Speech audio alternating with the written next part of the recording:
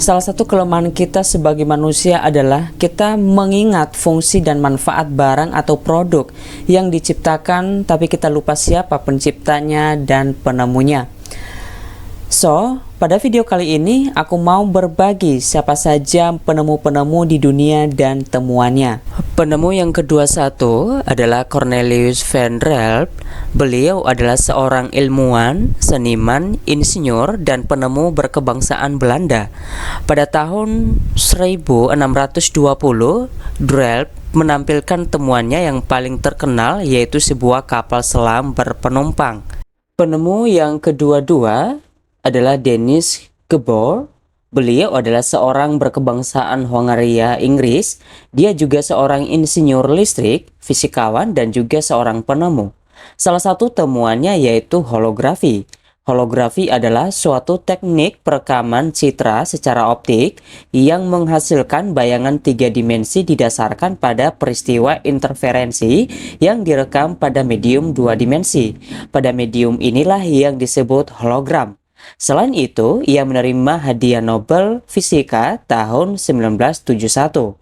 Salah satu quotes dari beliau adalah, "The future cannot be predicted, but futures can be invented. It was man's ability to invent which has made human society what it is."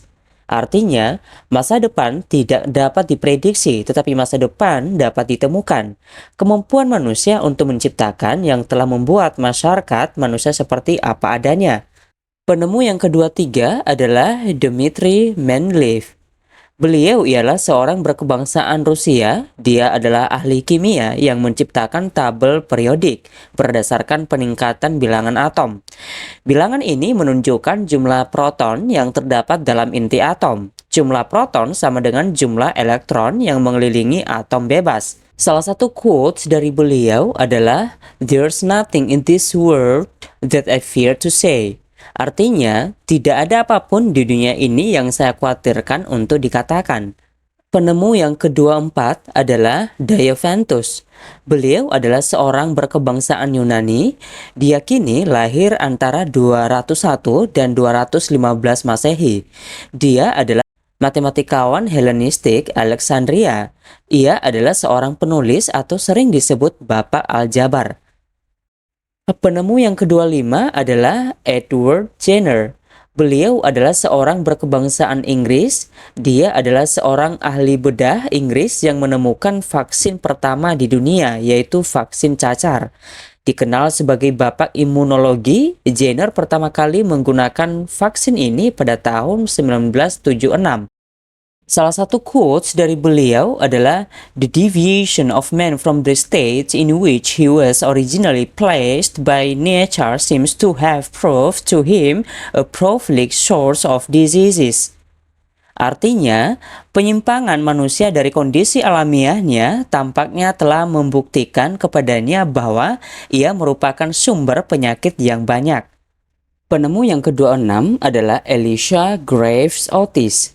Beliau adalah seorang berkebangsaan Amerika Serikat. Dia menciptakan rem atau alat keamanan yang mencegah lift atau elevator untuk jatuh ketika kabel pengangkatnya putus. Ia mengerjakan alat keamanan ini ketika tinggal di Yonkers, New York pada tahun 1852. Penemu yang ke-27 adalah Elmer R. Gates. Beliau adalah berkebangsaan Amerika Serikat. Penemuan Gates meliputi alat pemadam api busa, setrika listrik yang lebih baik, proses pembuatan bir, dan fermentasi aseptik. Mekanisme alat tenun listrik, pemisah diamagnetik dan magnetis untuk mengekstraksi emas dari pasir, tungku mantel gas pijar, mainan edukasi, kotak dan blok, dan berbagai perangkat mekanis ilmiah, psikologis, dan pendidikan lainnya. Penemu yang ke-28 adalah Emil Berliner. Beliau adalah seorang berkebangsaan Jerman Amerika. Dia juga seorang penemu gramofon dan piringan cakram yang berpengaruh yang mengubah cara orang mendengarkan musik. Penemuannya memiliki dampak yang besar pada industri musik dan budaya populer. Salah satu quotes dari beliau adalah, "The way to fly is to go straight up. such a machine, the helicopter will never compete with the aeroplane, though it will have specialized uses, and in this it will surpass the aeroplane. The fact that you can land at your front door is the reason you can't carry heavy loads efficiently. Artinya, cara terbang adalah terbang lurus ke atas. Mesin seperti itu atau helikopter tidak akan pernah bersaing dengan pesawat terbang, meskipun itu akan memiliki kegunaan khusus, dan dalam hal ini akan melampaui pesawat. Fakta bahwa Anda dapat mendarat di pintu depan adalah alasan Anda tidak dapat membawa beban berat secara efisien. Penemu yang ke-29 adalah Ernest Swinton. Beliau adalah seorang berkebangsaan Inggris.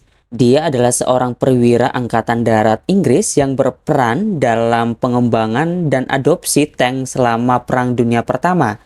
Dia juga seorang koresponden perang dan penulis beberapa karya alegoris fiksi dan tema militer, termasuk sebuah buku Lastingly yang berpengaruh pada taktik dan praktek yang baik. Dia dikenal karena menciptakan kata tank sebagai nama untuk kendaraan tempur lapis baja. Penemu yang ke-30 adalah Ernst August Friedrich Ruska. Beliau adalah seorang berkebangsaan Jerman. Dia adalah seorang perancang mikroskop elektron pertama yang berfungsi pada tahun 1931 sampai 1933. Kontribusi Ruska terhadap ilmu fisika dan penerapannya di bidang biologi dan kedokteran diakui pada tahun 1986 ketika ia dianugerahi hadiah Nobel bersama dua pionir mikroskop modern lainnya. Kesimpulan adalah kalau kita tidak bisa menjadi seorang penemu seperti mereka, at least kita bisa menjaga dan memanfaatkannya sebaik mungkin dan tidak menyalahgunakannya.